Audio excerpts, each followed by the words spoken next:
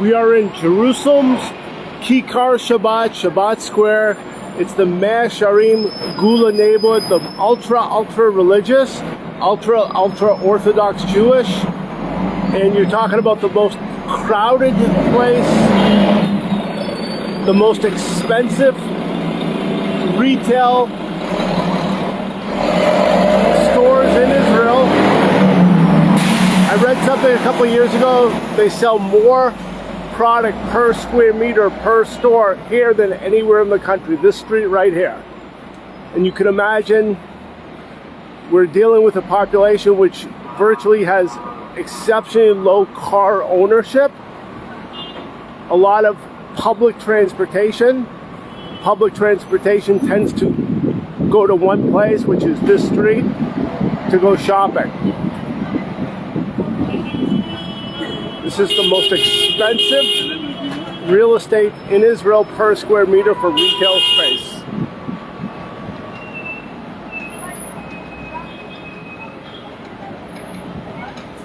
We'll head over to Mea Shearim afterwards. This is called Gula Street, or it's called Malkei Yisrael Street, but the neighborhood is called Gula. If we make a U-turn going the other way, we'll end up in Mea Shearim, which is the iconic, famous neighborhood, but this neighborhood is really just an extension of it.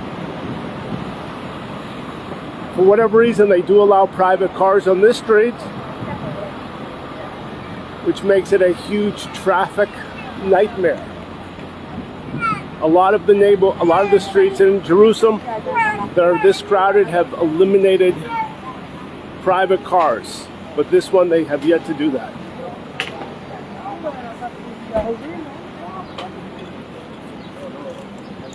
I suppose there's not very much place to park, and it's just much easier to take the bus or the train. Which you could see a huge bus stop here, waiting people to take off where they go. This particular neighborhood will have major problems building high-rise apartments. There will be not an agreement to put up 20, 30-story buildings here. So inevitably what happens is people have their 9, 10 children, sometimes 11 and 12, and the children are spread out throughout the state of Israel. These satellite cities like Beit Shemesh, Beitar Illit, Elad, Modin Illit have popped up the last couple of years, the last generation I should say, and when people grow up here, that's where they move to, because there's not enough housing here to supply all the people. And Jerusalem traditionally gets a lot of foreign residents who end up moving to Jerusalem, especially because of the religious aspect of it. People are always attracted to Jerusalem. We will head back on the other sidewalk. I suppose this street should be a good candidate not to allow private cars, but they've yet to pull that trigger.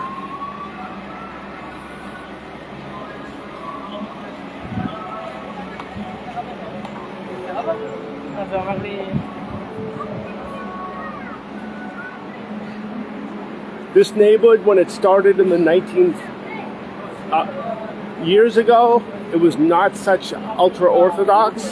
Slowly, surely it has become, because the schools end up moving here, the yeshivot. And then inevitably that becomes the attraction for people to make their family here. Then inevitably they have 10 children, and those 10 children have 10 children, so it just becomes like as we're seeing right now.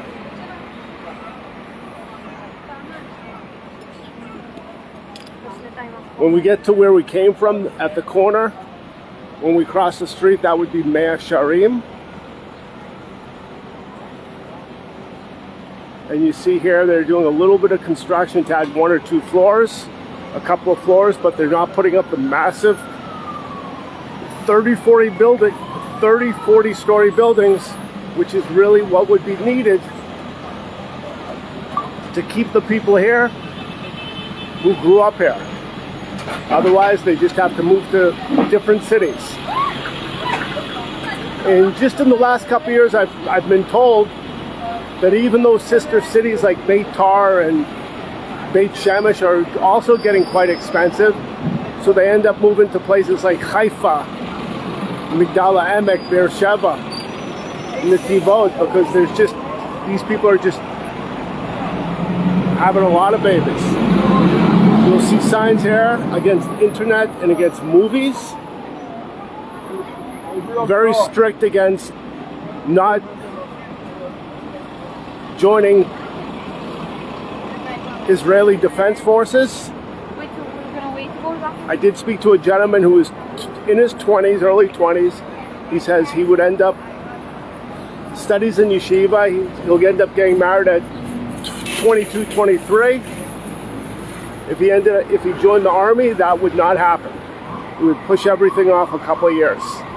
So I suppose if you do the demographics, these people will be the soldiers of Israel in another 50, 60, 70 years, because these are the people who are having babies.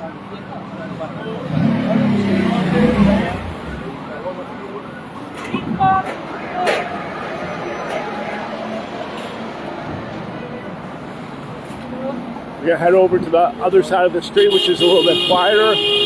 This side of the street, I'm pretty sure, does not allow private cars. And that's the more hardcore, famous neighborhood called Mea Shearim. It's a little bit more peaceful because there aren't private cars. Maybe the people that live here get a permit to park on the street.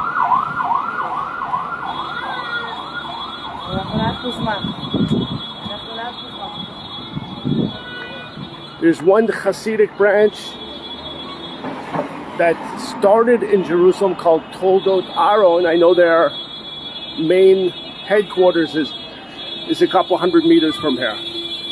I'll try to get to the center of their street so you can get a bird's eye view of what's happening.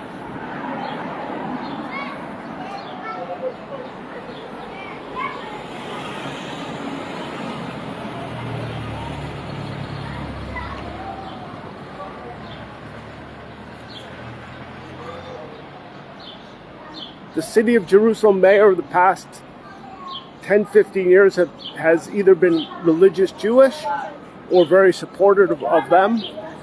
So there's a lot of public money going into this area. The big thing is the garbage pails, which we're looking at on the right side. Instead of having the garbage where the cats go on and it smells, it's all underground, which took quite a bit of infrastructure money to make that happen, but it definitely makes the place cleaner.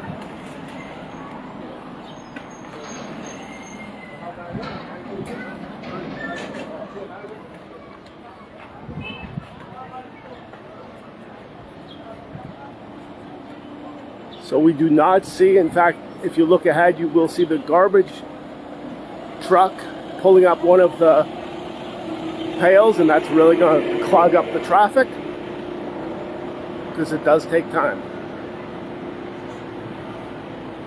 This sidewalk is exceptionally wide. I believe I was here years ago. I don't remember it being this wide. But again, the city of Jerusalem has made a corporate decision to lessen the cars and make it more pedestrian friendly. And this wide sidewalk is a testament to that. Because you notice there's so many people and so few cars, but the cars really make it ugly.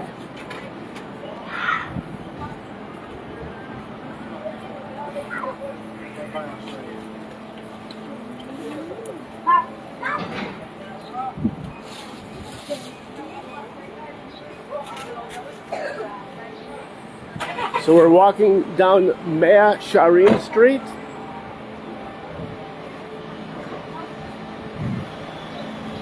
There's a sign up there that says, "Please do not pass through our Orthodox neighborhood in immodest clothes." If I'm showing you that, you can see it.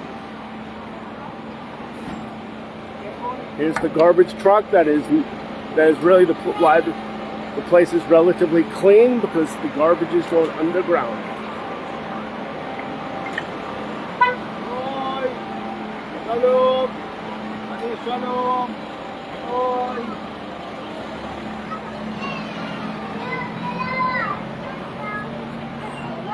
We're talking about an exceptionally narrow sidewalk now, which allows the cars to get through.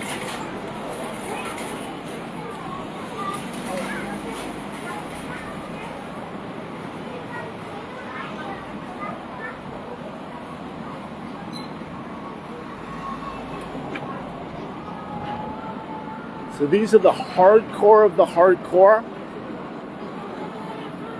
The Bible, the Talmud, if it's written there, people that are studying this 15 hours a day will know exactly what's happening in that regard, because that's what I'm saying. I'm saying the basics in books, the basics to live in bookstores.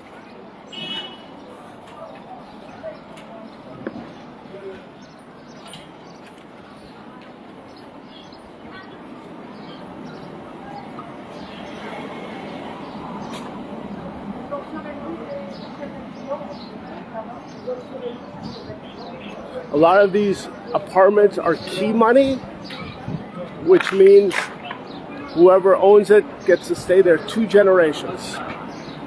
They're owned by a Torah institution. When I say key money, I mean a person lives there. When he passes on, he could give it over to one person, as long as that person is living there for the previous 6 months. Because here it is expensive as well. So when a gentleman has 10 children, only one of the 10 children get to inherit the apartment. It's a British law from over 100 years ago, and there's still quite a few apartments here in that situation.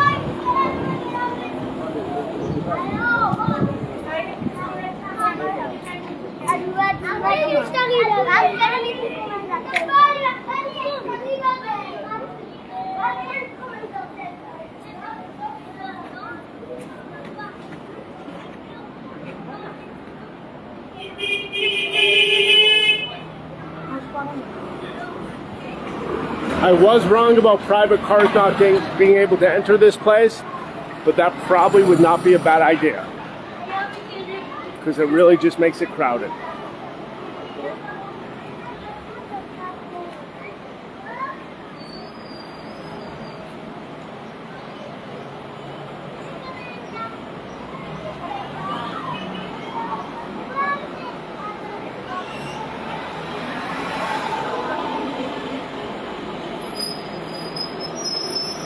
To the left, there's a world famous yeshiva called Mea Shearim. I believe that's in this direction. A lot of Americans are going to this place, somewhere down there.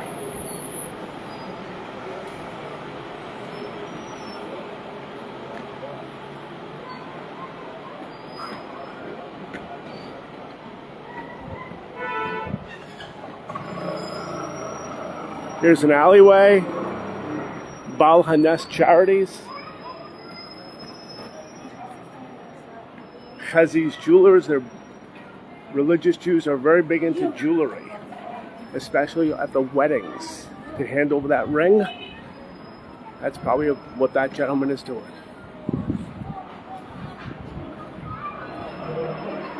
Furniture, basic furniture. A lot of plasticware. When you have 12 people around the table, it's pretty hard to clean dishes.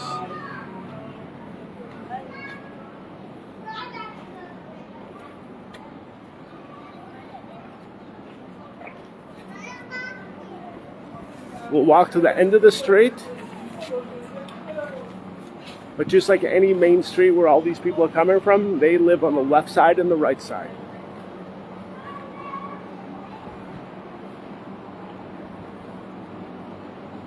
Again, you see the sign about immodest dress. bunch of apartments over here, a bunch of schools here. But these apartments are not being torn down to put up 20, 30-story buildings. This neighborhood will stay the same.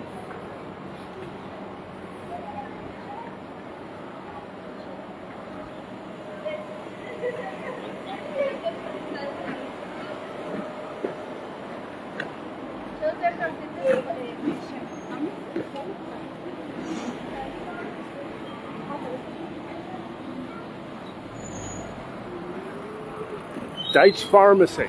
That's a place to pick up medical marijuana if anyone has a license.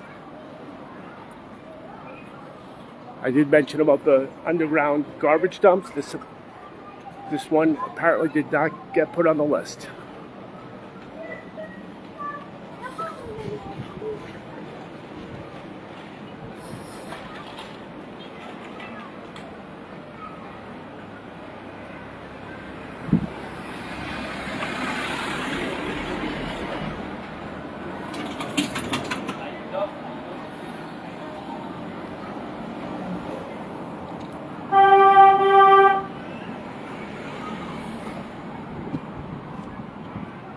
You don't see any coffee shops, bars, or gyms.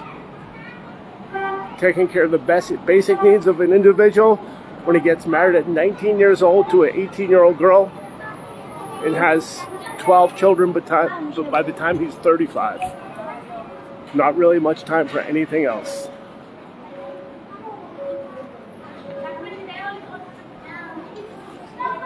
This is the Breslov Yeshiva. You're looking at, that's what the sign says. Anytime they put up a yeshiva, inevitably that's where the adherents of that synagogue or movement end up moving to. Sometimes we hear Yiddish or Hebrew. Those are the two languages that are spoken here. You also hear English. Here's that famous Toldot Aharon, the one Hasidic movement that actually is Jerusalem-based. It was founded in Jerusalem, unlike the other Hasidic movements, which are all from Europe. Pretty big building. I do recall years ago they were building a huge hole, and apparently it got built. We're heading over to the end of the street, and I suppose that would be Nevi'im Street, which takes one to the center of the city and the rest of the city.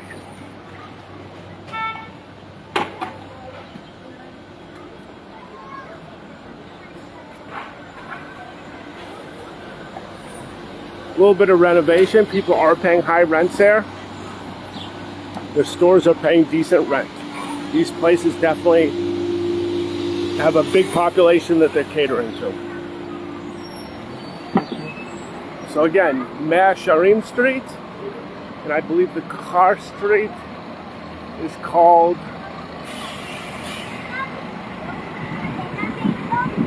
Nevi'im Street. And you have a bank here, a gas station.